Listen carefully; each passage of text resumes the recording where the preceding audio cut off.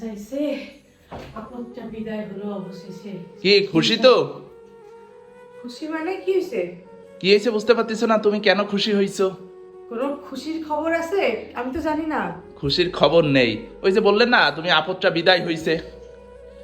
তুমি এখানে কি করতেছো? আমি না তোমাকে বললাম যে আমি তোমার ভাইকে বিদায় দিয়ে আসতেছি। শোনো, তুমি আবার ঘুরঘুর করতে করতে পিছন পিছন আসছো কেন? আমি ঘুরঘুর করতে করতে আসিনি, ঠিক আছে? আমি এই পাশে আসছিলাম একটা কাজে। আমার ভাই আসছিল অ্যাডমিশন পরীক্ষা দিতে, কিন্তু তোমার যে ব্যবহার দেখে গেল, এরপরে আমার নিজের বাপ মাও আমার বাসায় আসতে ভয় পাবে, ঠিক আছে? তোমার ভাইয়ের সাথে আমি কি এমন ব্যবহার করছি?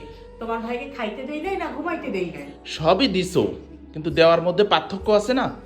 তাকে কি তুমি খাইতে দাও, সবই জানি, আমি সবই বুঝি। কি বোঝো তুমি? যে সময় আমার ভাই খাইতে চাই তুমি বলো যে ওই সবকিছু রান্না করে আছে নিয়ে খাও। তারপরে কি আমার ছেলের রুমটা ছেড়ে দিছো, ঠিক আছে, কিন্তু প্রতিদিন রাত্রে যে আমার সাথে তুমি ঝগড়া করো, চিল্লাপাল্লা করো, এগুলা কি আমার ভাই ওই পাশের থেকে শোনে না নাকি? তোমার কি মনে হয়?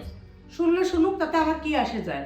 শুনলে শুনুক মানে মানে সামান্য কয়টা দিন বেড়াইতে আসছে, তা তুমি যে ব্যবহারটা করছো ওর সাথে, তা আমার মনে হয় না ওর লাইফেও আমার বাসায় আর বেড়াইতে আসবে।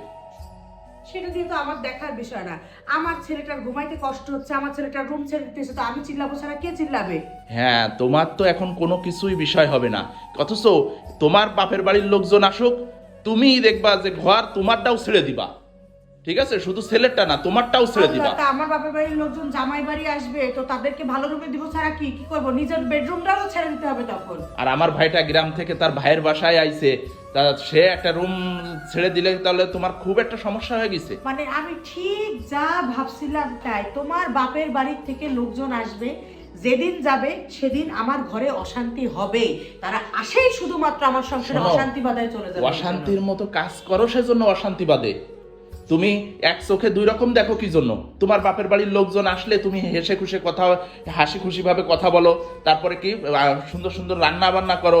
আর আমার গ্রামের থেকে কোনো আমার আত্মীয় স্বজন আসলে তুমি কি ওই ডাল আলু ভাতে, তারপরে কি সব রান্না বান্না করে রাখো, এগুলো আমি দেখি না? আচ্ছা আচ্ছা, এই যে শুক্রবার দিনটা গেল, গোশ রান্না করছি, তোমার ভাই গোশ খাই নাই? গোশ খাইছে, শুক্রবার তো এমনিই গোশ রান্না করো। জুম্মার নামাজ পড়ে এসে পারে নাই, ভাবি ভাত দাও, ভাবি ভাত দাও। তো আমি একটা কাজ করতেছি, তো তখন তো আমি বলবো যে সব রাখা আছে নিয়ে খাও নাকি? হ্যাঁ বলবা, শুক্রবার দিন এমনি গোশ রান্না করো আর বাসায়। আমি একটা আমি জিনিস বললাম বুঝলাম না, তোমার ভাই কি তোমার কাছে যাওয়ার আগে কথা লাগাই গেল যে তুমি আমাকে যাওয়ার সাথে সাথে এরকম ভাবে ধরতেছো? কথা লাগাই যায়নি, শুক্রবার ছুটির দিন ছিল, আমি তো নামাজ পড়ে এসে দেখছি ও বলতেছে ভাবি আমার খিদা লাগছে, তুমি বললে না ডাইনিং টেবিলে সব রাখা আছে নিয়ে খাও। তা তুমি আমার সামনে যদি এইটা করতে পারো, তাহলে আমার অগোচরে না জানি আর কি কি তোমার করছো। অবসরে তোমার ভাইকে না জানি আমি কত না খাওয়াই রাখছি, না জানি কত কষ্ট করছে, পোলরে ঘুমাইতে ও দিছি। গ্রাম থেকে আসার আগে আমাকে ফোন দিয়ে বলছে ভাই আমি অনেকদিন থাকবো, একটু পরীক্ষা শেষে একটু শহরে ঘুরে ঘুরে দেখবো। তা না, ও পরীক্ষা দিয়ে এসেই ওর ব্যাগপত্র নিয়ে চলে গেল। এ কেন চলে গেল আমি বুঝি না। কেন চলে গেল? ও বলে নাই যে কি বাড়িতে আম্মা একা আছে, আম্মার কষ্ট হয়ে যাবে, শুনতে পাও নাই? ওর ও কথা তো- তোমার কানে ঢোকে নাই? ও তো চলে যাবে সেই অজুহাত দেখায় চলে গেল, আমি তো জানি, ঠিক আছে? মানে তুমি যেটা শুরু করছো, তা আমি সত্যি মানে দেখে অবাক হয়ে যাই যে কিভাবে তুমি দুই রকম ভাবে তুমি পার্থক্য করতে পারো। ঠিক আছে, থাকো তুমি তোমার সংসার নিয়ে। সংসার নিয়ে থাকো মানে? থাকো আর মানে?